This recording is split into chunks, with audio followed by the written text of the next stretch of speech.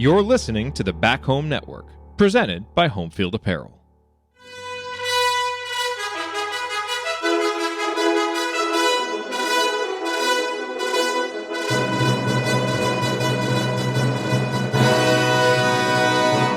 And welcome, Hoosier fans, to a special edition episode of the Assembly Call. It is the day of the first four. Indiana getting ready to play in the NCAA tournament this evening against Wyoming. And so, look, obviously this Wyoming team, not one that we know a ton about, but I was curious to learn more. And so was able to find one of the best Wyoming writers, Cody Tucker, who founded the site 7220Sports, to come on, give me about 25 minutes to just talk about this team, kind of the broader context for where their program is, kind of what their style is, what they're doing when they play well, what other teams have done to them when they've had success, kind of who their X factor is, what he thinks the keys to the game are. So really interesting conversation. If you're looking for, some pregame listening to get you prepped for tonight, to kind of understand what Indiana's opponent is all about and what they do, then I think you'll really find this next 25 minutes enjoyable. And stick around because unbeknownst to me, unexpectedly, Cody has a Bob Knight story. So you can stick around for the end to hear that, which I don't think will surprise any of you. So that'll come here in just a moment. Before we get to that, I do, of course, want to share a few words about Home Field Apparel, our sponsor here on the Assembly Call and for the Back Home Network. Our friends at Home Field Apparel, they've been sponsoring the Assembly Call for 5 seasons now, and they just continue to push the envelope and move the ball forward and grow and grow and grow. Right now, they just launched these mystery boxes. So you can get deep discounts, and they put together, I think, 3 T-shirts and fleeces, and it's a surprise. So you don't know what you're going to get, but you're going to get something cool because all their designs are really cool and interesting. That's their thing. They go back into the archives of these schools. They bring back old logos, old brand marks. They breathe new life into them, just like they did with the Bison at Indiana. And so whether you want to get Indiana gear, have some fun with the mystery box, or just shop, for one of the other 130, 140 schools that they have, they've got something for everybody. So go to homefieldapparel.com, use our promo code HOME, HOME. You will get 15% off your first order. It's homefieldapparel.com, promo code HOME. Wear one for the team. It's the best college sports apparel that you will find anywhere. Okay, here is coming up next, the interview with Cody Tucker. Of course, we will have you covered for the post-game show immediately following tonight's game. Join us there. Man, I just can't wait for this game to get going. Feels like the rest of this afternoon is going to take forever to get here. But this interview should help you pass 25 minutes in a fun way, talking IU basketball and Wyoming basketball with Cody Tucker. Here we go. All right, well, very excited to be joined here on this special edition episode of the Assembly Call by Cody Tucker, who is the founder of 7220Sports, which covers Wyoming sports. And Cody is an award-winning sports writer and a Heisman Trophy voter. And he is currently in Dayton for the first four. Cody, welcome. Thanks a lot for taking the time to share some insight on the Cowboys with our audience. Hey, Jared, thanks for having me, man. It's kind of unbelievable that, 2 days ago I'm in Las Vegas, Nevada, and now I'm in beautiful Dayton, Ohio. It's just a weird world, man. This sport's crazy. It is. How are your travels?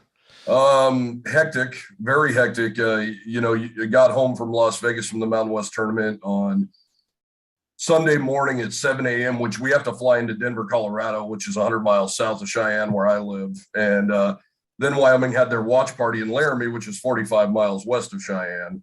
So drove to Laramie for that, and then, got word that it's Dayton, and,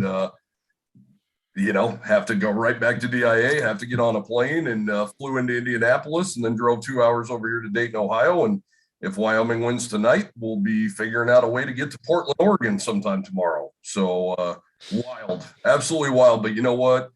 If you would have told me 2 years ago that the Wyoming Cowboys would be in the NCAA tournament, there's no way I would have believed you, and it's worth every mile because Jeff Linder's done unbelievable things with this program, and they've arrived a lot earlier than anybody would imagine. If anybody tells you the Wyoming Cowboys would have been in the NCAA tournament, they're a liar.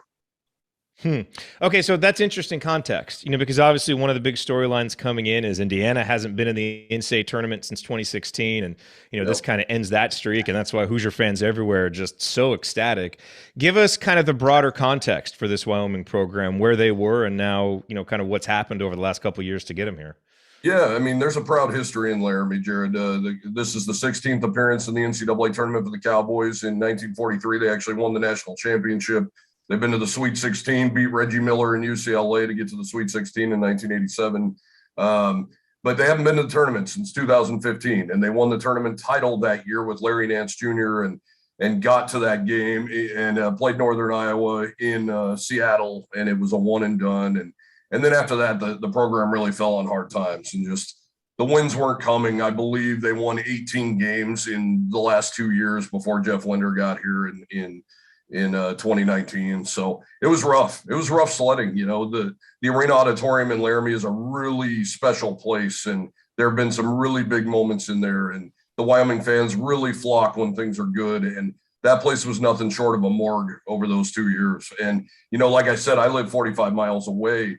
And 2 years ago, it was one of those situations where you'd say, hey, man, I sure wouldn't mind a blizzard today, so I don't have to go over there and watch this. I mean, that's how bad it was. So enter Jeff Linder on St. Patrick's Day of 2019. And I'm sure you remember well, I'm sure your listeners remember well, that's about the time COVID-19 shut down the entire world. And all Jeff Linder did was pull the number one recruiting class in the Mountain West Conference over Zoom calls, bring in a bunch of young talent. He kept the 4 guys that were really good off of Allen Edwards' previous teams and just built. And really his mantra was no excuses. And they didn't use those. The youth, the inexperience, COVID, they didn't use any of those excuses. Last year, they were very competitive, better than we'd seen in a few years. And this year, they just, they took off. And most people didn't expect it because in the offseason, the Cowboys lost Marcus Williams, the Mountain West Freshman of the Year. They lost him in the transfer portal to Texas A&M. So the Cowboys were actually picked to finish tied for 8th this year before the season started.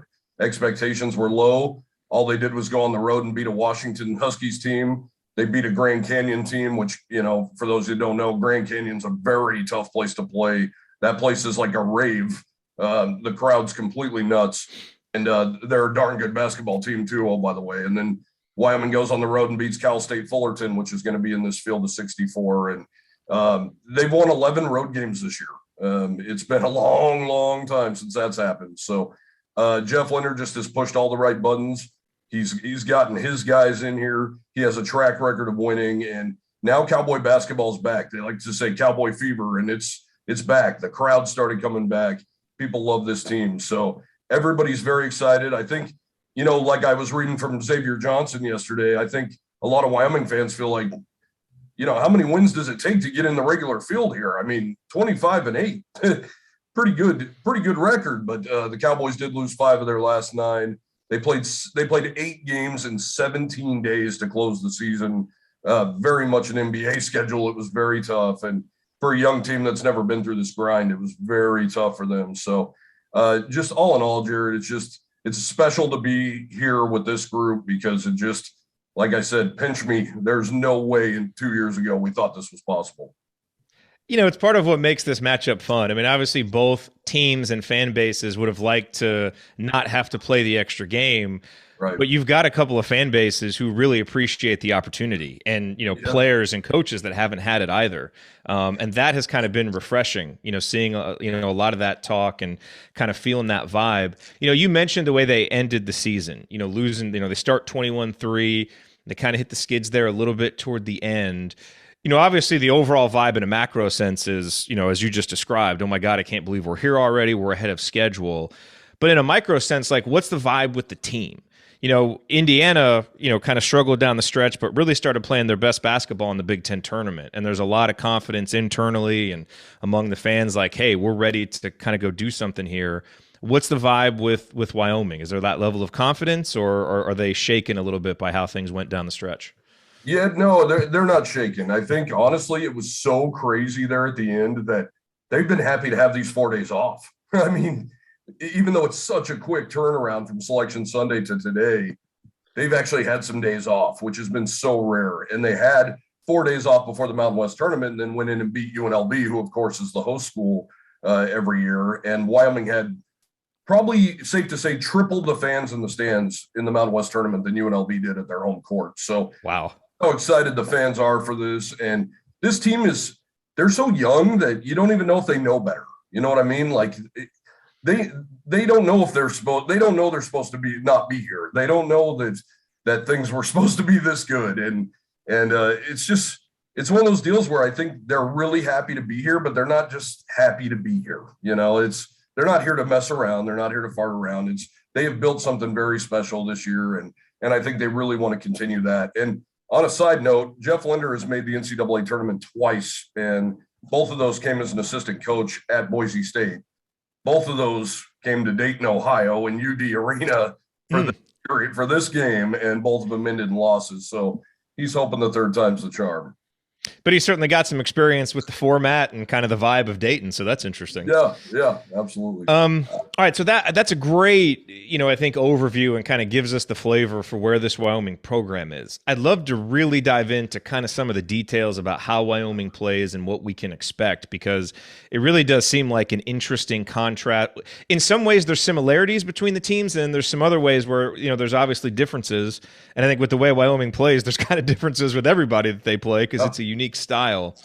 Yep. So let's take the positive. Like, when Wyoming is playing well, when they're beating good teams, what is typically the formula? Like, what's working? What's going well for them?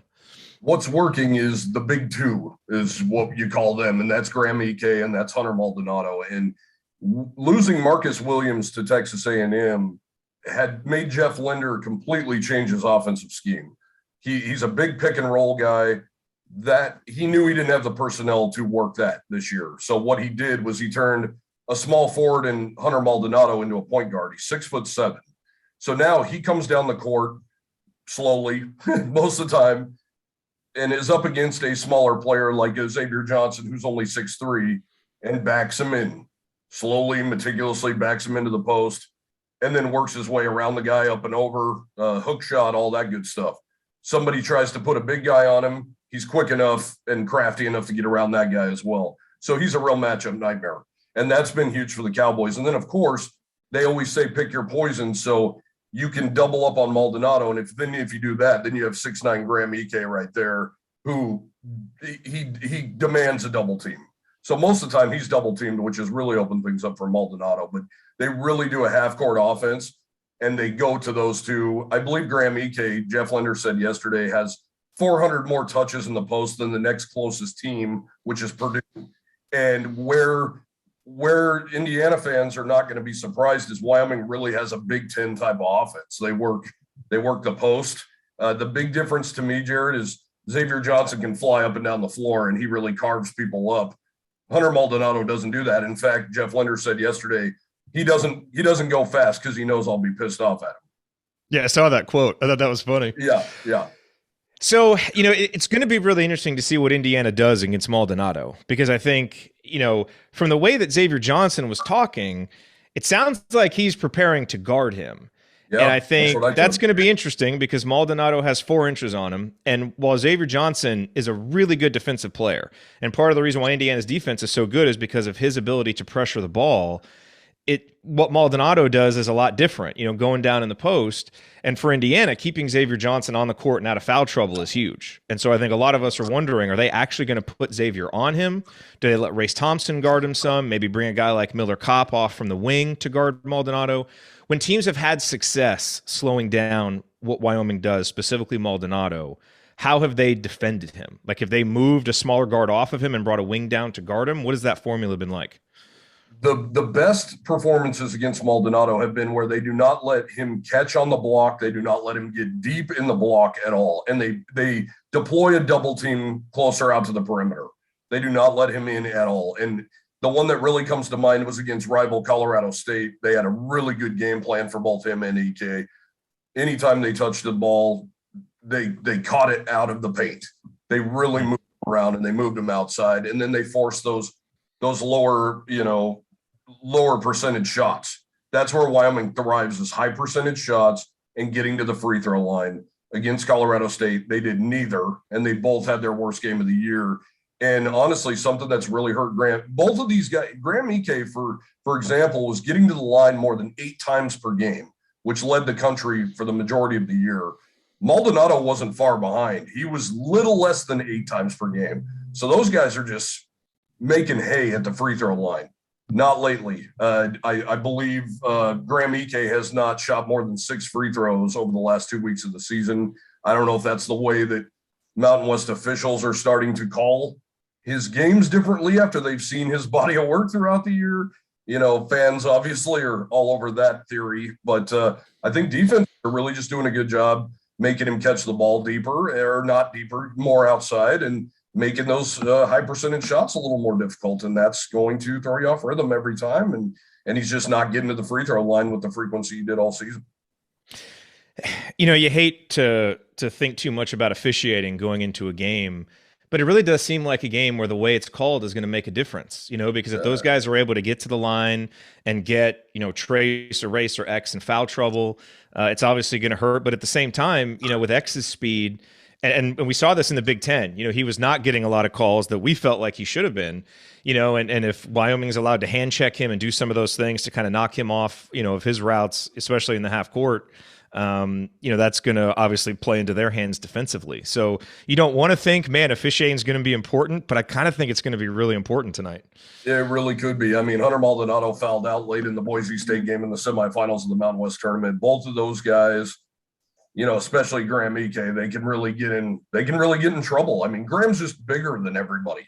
And that's what I think we're kind of excited to see him face off with such a great player like Jackson Davis. I know nobody's more excited than Graham Ike. He already did his scouting report 2 seconds after Indiana popped up on the board. It was very impressive, very impressive. So he's ready for this. They're both lefties. I think they're both very crafty in the post, and I think it's going to be a lot of fun. And something that the Cowboys have done this year is they've been growing up before our eyes. They haven't been through these battles. And Jeff Linder likes to say old teams win in March. Boise State, San Diego State, Colorado State, all old teams. The Cowboys are the team that has 4 COVID freshmen, a true freshman, all in their starting 7. So, I'm a big proponent of staying away from officiating stuff, period. But I think you're right. I really do. That could really determine if they're not going to let these big guys play. And the Maldonado-Johnson matchup, to me, could be just as fun as Trace and Graham banging down low. Yeah, no question about it. I'm curious defensively. Indiana really offensively has changed the way they've played over the last 3 weeks. They really were a team that was just committed to just banging it down low to Trace Jackson Davis on the block, for better or worse. A lot of times in Big Ten play for worse, because he struggled against guys that were kind of his size or bigger that could match his athleticism.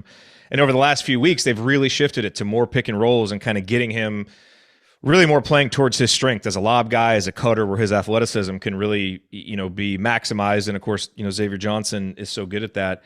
How do you anticipate Wyoming trying to guard that and trying to stop that?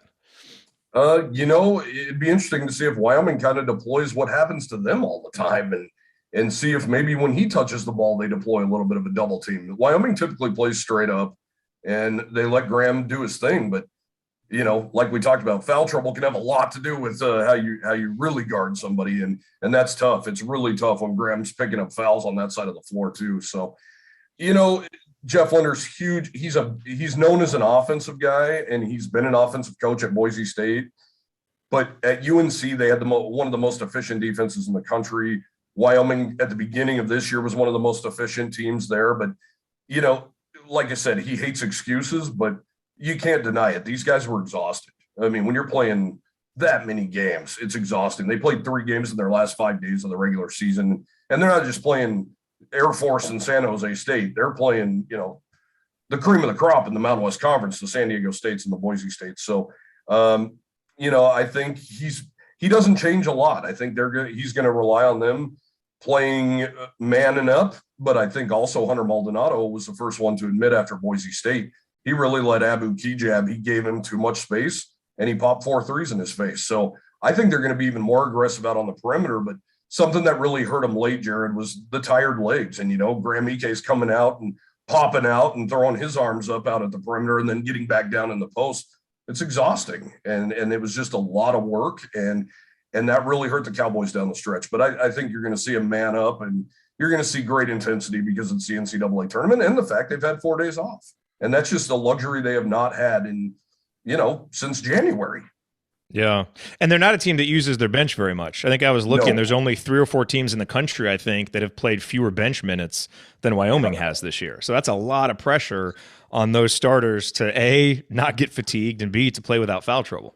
Yeah, I mean, Linder dances with who brung him, that's for sure. He he has a 3-man rotation off the bench. Nobody else ever gets off. It's just kind of, part of building a program. He just doesn't have, he didn't even have 11 scholarship players last year. So it was a very short bench. And he likes to say that, his best teacher is the bench, AKA you're sitting on the bench anytime you screw up, but he just hasn't had that luxury, unfortunately. And these 3 are starting to get more into the rotation, but at first they weren't really even getting in unless there was foul trouble.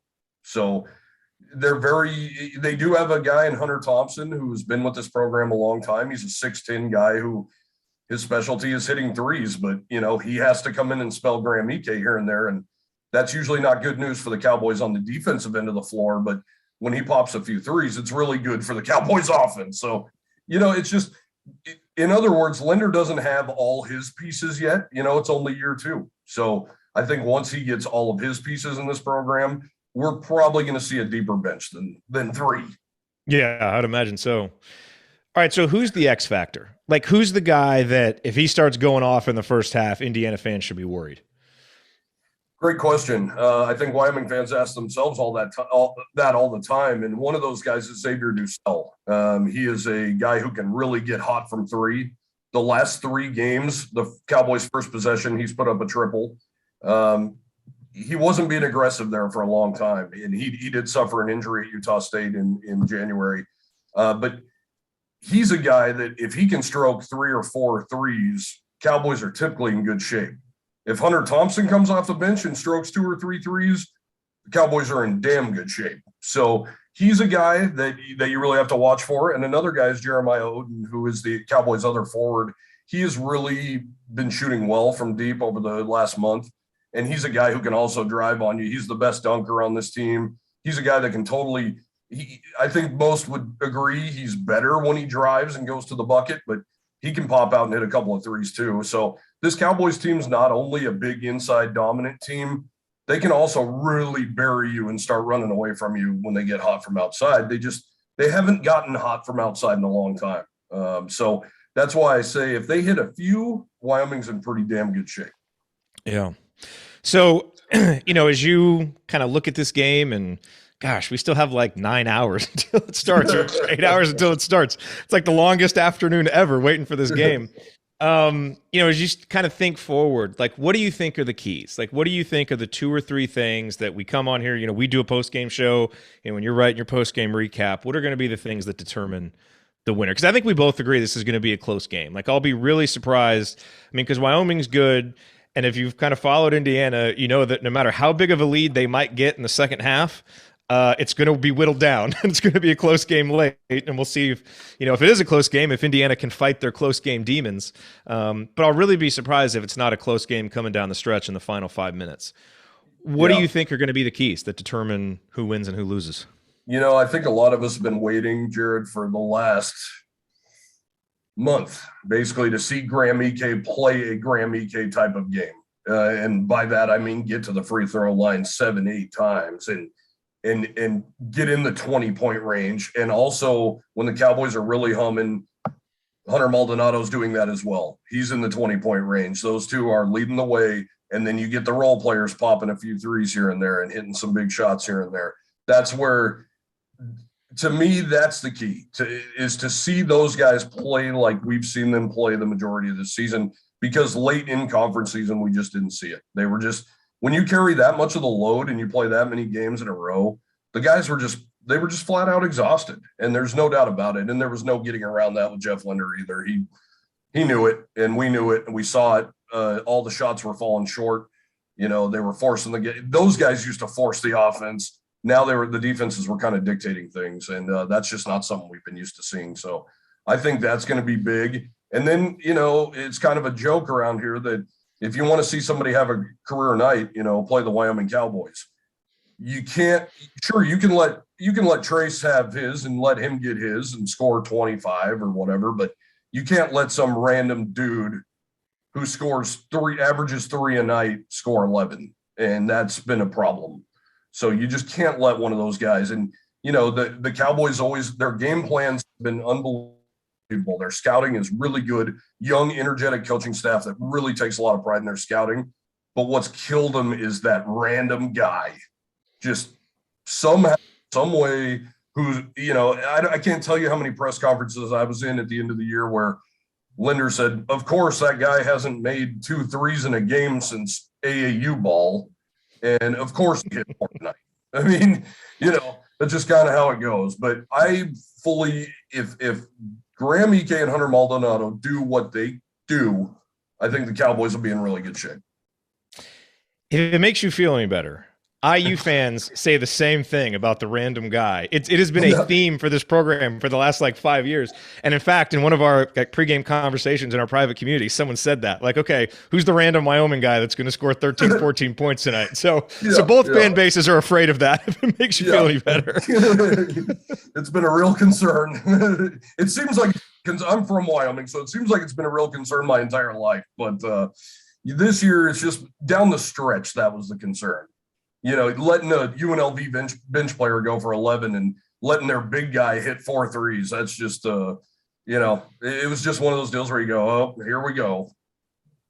What's the vibe like in Dayton? I wish I could lie to you and say it's been an absolute riot and everybody's having fun and there's people drinking beer in the street. Actually, we couldn't find a bar last night. Really? Yeah. And the guy at the hotel got a little upset because we're like, man, I thought this was a host city. What's happening? And he said, we are a great host city. I was like, yeah, I mean, if you're in Utah, this is a great city, I suppose. But no offense to Dayton. Maybe we're looking in the wrong spots.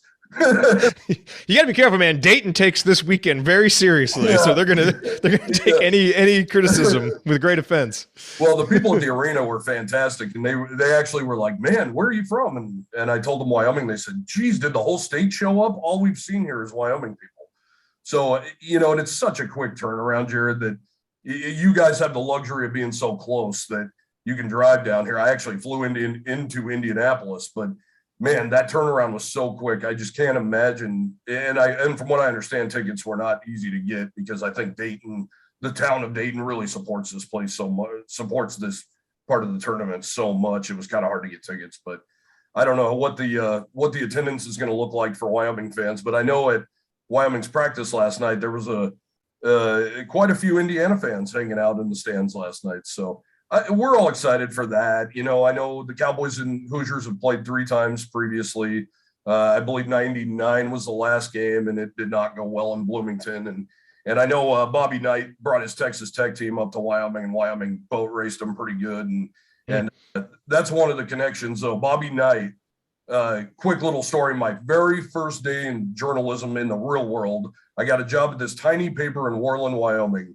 And they said, hey, we want you to go do an interview with this guy. He's on a boat in the river, in the North Platte River, or the Bighorn River. And I'm like, just some guy? And they go, you'll know who it is when you get there. And it was Bobby Knight, Tony LaRussa, and the Quaker Oatmeal guy, Wilford Brimley, fishing. And I get out of the car and I see Bobby Knight. And I go, oh, my God, my first assignment is to interview that guy? So I said, excuse me, Mr. Knight. And he went, nope, I'm fishing. Leave me the hell alone. Yes, sir. Yes, sir. So that was it? And then you just turned around and went home? Yeah. And apparently that's kind of the reporter initiation thing at that paper, because Bobby Knight is up there fishing every year. He hangs out with those dudes every year. He loves Wyoming. I think that's the reason he brought his Texas Tech team up to Wyoming, because as you can imagine, scheduling games in Laramie for basketball is brutal. Rarely do they get anybody, especially of that caliber. I know Texas Tech wasn't great, but Bobby Knight to come to Wyoming. So, he loves it there. And I think that's really why he came. I really do. I think he's made some connections up there, and yeah, he told me to piss up a rope for sure. Wasn't interested. That makes total sense. There's going to be a lot of media members, I think, listening to this who are nodding along with like, yep. Yeah. Well, and we did. It's a badge of honor, really. Yeah. Well, and one of Wyoming's more recent coaches, I guess, in the '90s, Joby Wright, also was a player at Indiana for Bob. Yeah. So unfortunately, things didn't work out too well for Joby and Laramie, but he did bring some talent. But the wins, unfortunately, didn't pile up. Yeah. Wow. What a great story to end on. Holy moly. Well, hey, Cody, I really appreciate you taking the time. It's going to be a fun game tonight. Like I sense a lot of mutual respect between the fan bases and the teams. And, Absolutely. if Wyoming does end up winning, I wish you a lot of luck making that next quick turnaround out to Portland, which is going to be a challenge. But, it's NCAA tournament time. So you're just running on adrenaline, I guess. No, it's wild, man. It's fun, though. It's like I said, we never expected it. So we got the budget to do it too, because we sure didn't expect it. So it's a lot of fun.